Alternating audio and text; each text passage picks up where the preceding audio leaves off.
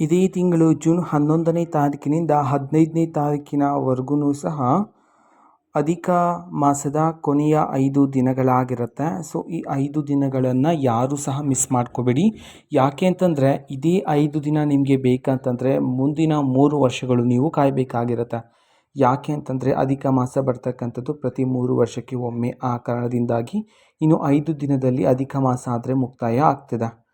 Okay, so ಈಗ ಅಧಿಕ ಮಾಸದ ಜೂನ್ 11ನೇ ತಾರೀಕು ನಾಳೆ ಪರಮ ಏಕಾದಶಿ ದಿನ ಅಂದರೆ ಇರ್ತಕ್ಕಂಥದ್ದು. ಸೊ ಪರಮ ಏಕಾದಶಿಯ ದಿನದಂದು ಕೊಬ್ಬರಿಯಿಂದ ನೀವು ಯಾವ ಪರಿಹಾರವನ್ನು ಮಾಡಿದರೆ ನಿಮಗೆ ಅದೃಷ್ಟ ಪ್ರಾಪ್ತಿ ಆಗುತ್ತೆ ಅಂತ ಹೇಳಿ ಈ ವಿಡಿಯೋದಲ್ಲಿ ನಾನು ನಿಮಗೆ ತಿಳಿಸ್ಕೊಡ್ತಿದ್ದೀನಿ. ವಿಡಿಯೋವನ್ನು ಸ್ಟಾರ್ಟ್ ಮಾಡ್ತೀನಿ. ಅದಕ್ಕಿಂತ ಮೊದಲು ನೀವಿನ್ನೂ ನಮ್ಮ ಚಾನಲ್ಗೆ ಸಬ್ಸ್ಕ್ರೈಬ್ ಮಾಡದೇ ಇದ್ದರೆ ಈ ಕೂಡಲೇ ಚಾನಲ್ಗೆ ಸಬ್ಸ್ಕ್ರೈಬ್ ಮಾಡ್ಕೊಳ್ಳಿ ಮತ್ತು ಲೈಕ್ ಮಾಡಿ. ಈಗ ನಾವು ಮಾಹಿತಿಯನ್ನು ತಿಳ್ಕೊತಾ ಹೋಗೋಣ. ಹೌದು, ನಾಳೆ ಜೂನ್ 11, 2026 ನಾಳೆ ಪರಮ ಏಕಾದಶಿ ಅಥವಾ ಕಮಲದ ಏಕಾದಶಿ ಅಂತ ಹೇಳಿ ಸಹ ಕರೆಯಲಾಗುತ್ತೆ. ನಾಳೆ ಏಕಾದಶಿ ದಿನ ಆದರೆ ಇದೆ.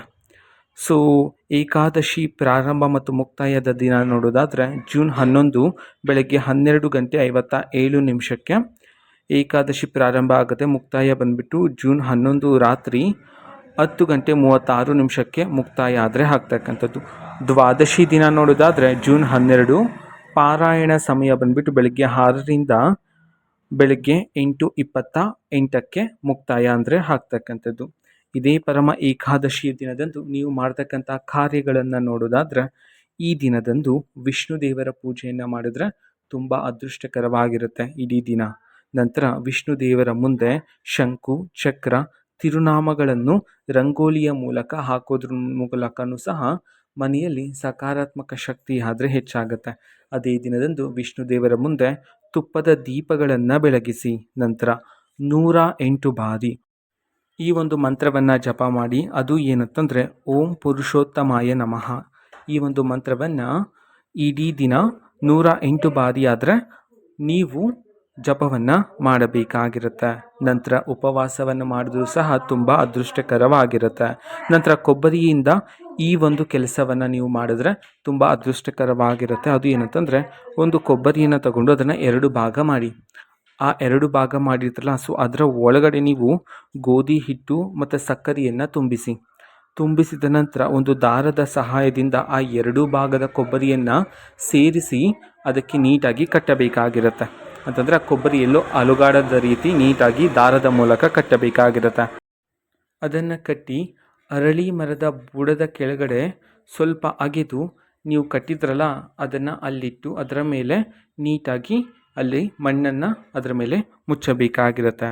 ಈ ರೀತಿ ಮಾಡೋದ್ರ ಮೂಲಕ ಅತ್ಯಂತ ಶುಭಕರವಾಗಿರುತ್ತೆ ಇಡೀ ದಿನ ನಿಮಗೆ ಅಂತ ಹೇಳಿ ಪುರಾಣಗಳಲ್ಲಿ ಉಲ್ಲೇಖಿಸಲಾಗಿದೆ. ಭಾರಿ ಅದೃಷ್ಟ ಪ್ರಾಪ್ತಿಯಾಗುತ್ತೆ ಅಂತ ಹೇಳಿ ಸಹ ತಿಳಿಸಿರ್ತಕ್ಕಂಥದ್ದು. ನಂತರ ಮರಕ್ಕೆ ನೀರನ್ನು ಹಾಕಿ ಆ ಮರದ ಬಳಿ ದೀಪವನ್ನು, ಅದೂ ಸಹ ಮಣ್ಣಿನ ದೀಪವನ್ನು ಅಲ್ಲಿ ಹಚ್ಚಿದ ನಂತರ ಪುರುಷೋತ್ತಮ ಎಂದು ಜಪ ಮಾಡಿ ಎಲ್ಲ ಕಷ್ಟಗಳೆಲ್ಲ ದೂರವಾಗುತ್ತೆ.